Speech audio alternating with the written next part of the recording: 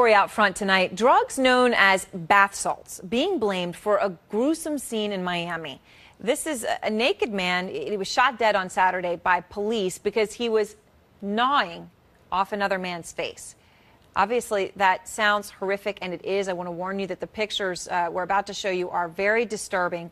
31-year-old Rudy Eugene was described to be in a zombie-like state when he was caught by police.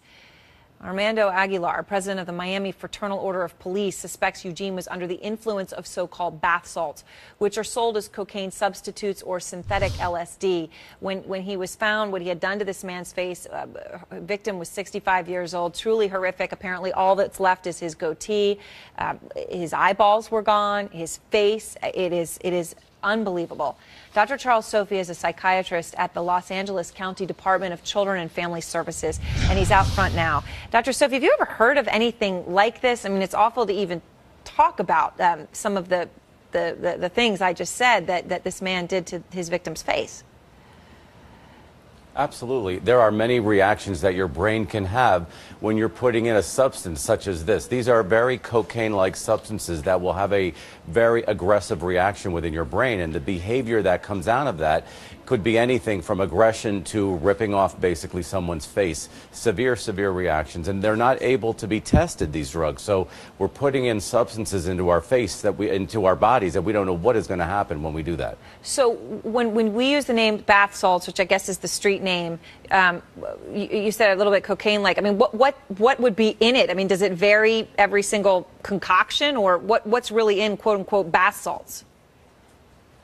Well, that's a really great question, because the bottom line is these are not substances that have been properly studied, and so we don't really know what's in them. We just see the kinds of reactions and can kind of guess what chemicals in the brain they're reacting with, and then hence the behavior. So that's why the studies need to be done, and then we can make the testing that needs to be in place to be able to see if people have taken these or not when they're behaving this way. Because right now, we could do a test and not even know if they've taken them.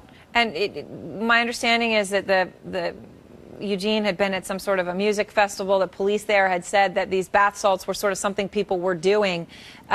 Is this something that's spreading, that you're hearing more and more about? I mean, I'm just thinking back to the days when, you know, meth and meth heads was just sort of an occasional story you heard coming out of the Midwest, and then all of a sudden became a national crisis.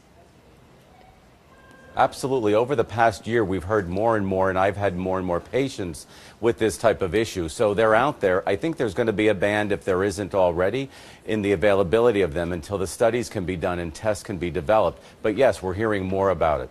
And where do people usually get them, the drug?